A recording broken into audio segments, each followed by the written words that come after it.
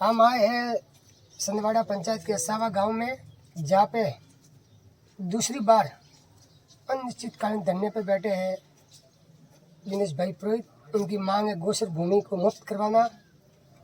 और एक बार तो 11 या 15 दिन का धरना चला था, उसके बाद प्रशासन ने उनकी बातें मानी थी और उनकी कोई बातें भी हुई थी, गोचर भूमि भी हटाई थी। उसके बाद उन्होंने कुछ मांगे रही थी, उसके लिए वापस धरने पे बैठे थे। हम उनसे बात करेंगे, अब वापस धरने पे बैठने के लिए क्यों मजबूर होना पड़ा?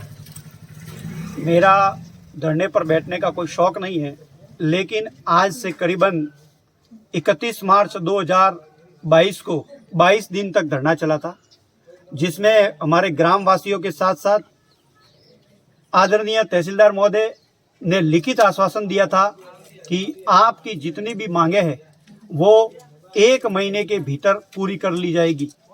जिसमें मुख्य मांग थी 932 बीघा गोचर भूमि से अतिक्रमण हटवाना।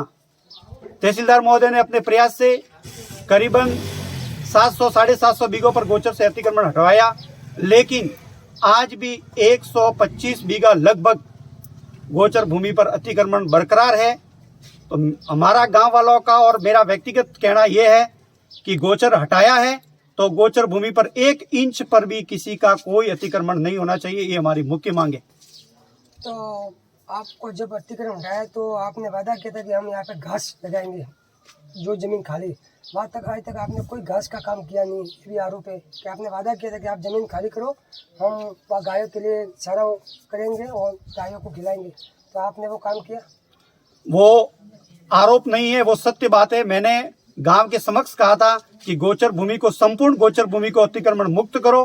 ग्राम दानी के पैसे से और कोयलों का 7 लाख का टेंडर दिया है, दोनों के बजट से पूरे गोचर भूमि पर तारबंदी करवाई जाए, फिर उनमें से बबुल निकाले जाए ग्रामदानी के खर्चे से, और फिर हम भामाशाहों के सहयोग से नेपियर घास लगाएंगे जो कि गायों और अन्य पशुओं के लिए काम में आएगी। लेकिन प्रशासक महोदय ने इस काम को पूरा नहीं किया है। उसमें केवल आंशिक तौर पर 4500 स्क्वायर फीट पर तारबंदी की गई है, लेकिन उन लोगों ने अभी तारबंदी रोकी है और अभी बबुल भी निकले नहीं है। जब भी ये काम क्लियर हो जाएगा, चारों ओर तारबंदी और बबुल निकल जाएंगे, तो निश्चित तौर पर हम लोग वहां पर नेपियर घास लगाएंगे और गायों के साथ साथ गांव के जितने भी है, चाहे भैंस है, बकरी है, जो भी पशु है, उन सब के लिए एक बहुत शानदार ये गोचर भूमि होगी। तो आपके ऊपर तो आरोप भी कल ग्रामीणों ने लगाया कि आपने के गायों के लिए जो काम करते हैं और जो ये गौशाला संचालित है उसके भी हिसाब नहीं दे रहे हो आप, और पैसे खाए हैं। इस संबंध में आरोप लगाने वालों का काम होता है आरोप लगाना। मैंने, मेरे जीवन का लक्ष्य तय और निश्चित है। सन 2019 के अंदर हमने गौशाला स्थापित की थी। 3 साल का मैंने संकल्प लिया था आत्मनिर्भर गौशाला बनाना। आज भी गौशाला 1 नंबर पर चल रही है, कोई पशु पक्षी, कोई गाय भूखे नहीं मर रही है। और रही बात हिसाब देने की, मैंने 2019 से आज तक गौशाला के नाम से 1 पैसा किसी से लिया नहीं। वहां पर जो काम करवाया है, जैसे कि उदाहरण तौर पर टीन शेड बनवाया सारा का, तो पार्टियों को कहा, भामाशाहों को, कि आप टीन शेड बनाओ, हमारी ये डिमांड है, और आप फ्री में बनाओ, पैसों से बनाओ, कैसे भी करके बनाओ, पानी का प्रवाह बनाओ, बोरिंग बनाओ, आप अपने लेवल पे करवाओ। हमारे गौशाला को पैसा नहीं चाहिए, हमको काम चाहिए और लोगों से घास लिए, न कि किसी से पैसा लिया है।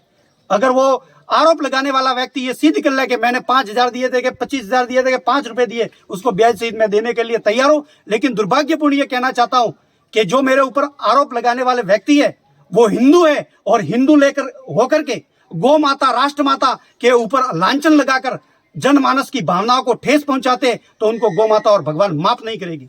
आप जैसे जमीन को खाली करने अतिक्रमण, तो आपके ऊपर ही आरोप है आपके कुएं में आपने अतिक्रमण किया हुआ है।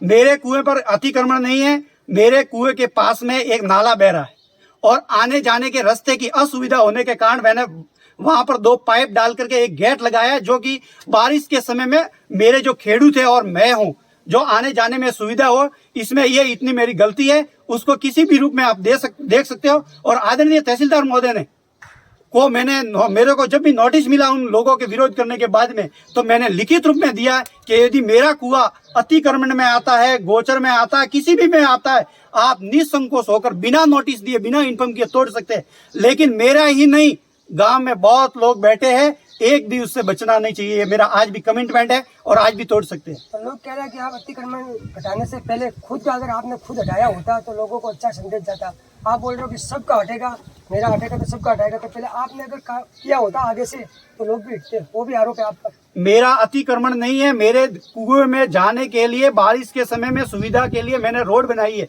न कि खेती करने के लिए कोई खेत बनाया है। और बनाया है तो कानून उनके पास में है, प्रशासक महोदय के पास में अधिकार है, उनके पास में सत्ता है, और मेरे सामने उनको सफाई देने की कोई जरूरत नहीं है। वो बेशक होकर के हटा सकते हैं। और स्कूल के सामने भी आपने कोई पत्थर वगैरह डाल के जमीन हट दी है? मेरे जानकारी में नहीं है, और हड़पी भी नहीं है। और हड़पी है तो निसंकोच होकर मैं क्या बोल रहा हूं, मैंने अगली बार भी इंटरव्यू में कहा था, मेरा घर भी अगर बना है कहीं अतिक्रमण में तो वो भी बिना नोटिस दिए हुए तोड़ सकते हैं। लेकिन आप अतिक्रमणियों को, भूमाफियाओं को और भ्रष्टाचारियों को बचाने के लिए मेरे ऊपर नाना प्रकार के आरोप कितने भी लगाओ, मैं डटने वाला नहीं हूं। सत्य की लड़ाई लड़ता रहूंगा, अंतिम समय तक लड़ता रहूंगा। तो गांव में ऐसे अतिक्रमण के दो गांव में दो झड़प कैसे पड़े? आधे बोल रहे हैं कि आप स्वास्थ्य के लिए काम कर रहे हो, न आपके लिए पर्सनल गाँव के लोगों को गुमराह कर रहे हो। दो धड़े पड़ने का मुख्य कारण है, एक पक्ष है वो सत्ता के भूखे भेड़िए हैं, उनको केवल कुर्सी चाहिए और भ्रष्टाचार करना है।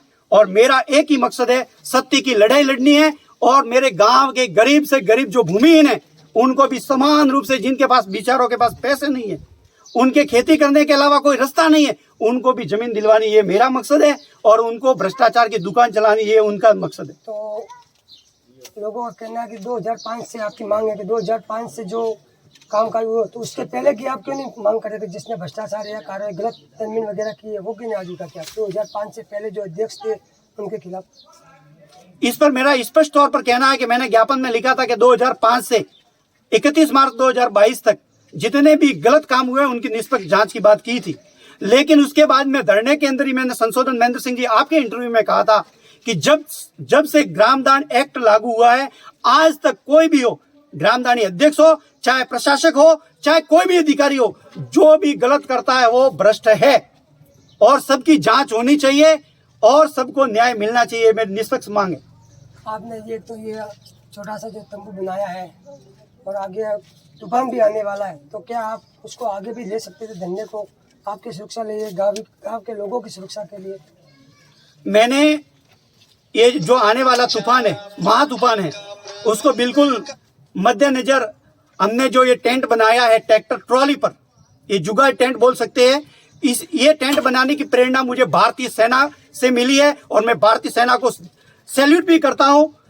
और हमारा मिशन है कि चाहे तूफान हो, चाहे आंधी हो, चाहे बंदूक की गोलियां हो, जब हमने संकल्प ले लिया है इस गोचर भूमि के लिए, तो चाहे कैसे भी तूफान आए हम डटने वाले नहीं हैं। लेकिन जनताओं की सुरक्षा को भी हमने बिल्कुल ध्यान में रखा है। ये इस तरह से बनाया गया है कि इसके गिरने से भी कोई नुकसान नहीं होगा। पहली बात तो गिरेगा ही नहीं, और न इसमें पानी आएगा, न कोई समस्या होने वाली है। ये बिल्कुल हमने सुरक्षा की दृष्टि से देखा है। आपने जो बोला कि भाई जो 150 बीघे के आसपास खाली करना है, तो वो कोई क्या गरीब है जो कोई 60 साल से उस जमीन पर कब्जा है, तो उनके लिए लोगों ने भी बोला कि भाई उनको बख्श दो।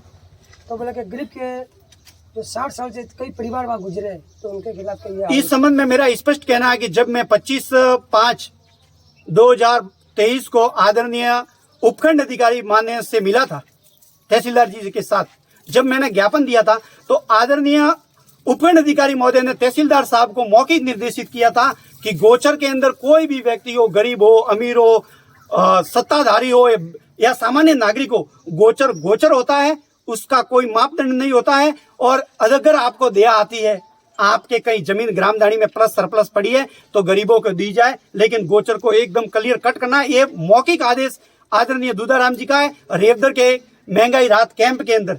दूसरी बात, जो गोचर के अंदर बैठे हैं, सनवाड़ा के एक भील परिवार है, उस परिवार की खातेदारी भूमि दूसरे खसरे में दूसरे लोग दबा करके बैठे हैं। तो मैं प्रशासन से मांग करता हूं कि उसकी खातेदारी भूमि जहां पर भी है उनको गोचर से हटा करके वहां शिफ्ट किया जाए।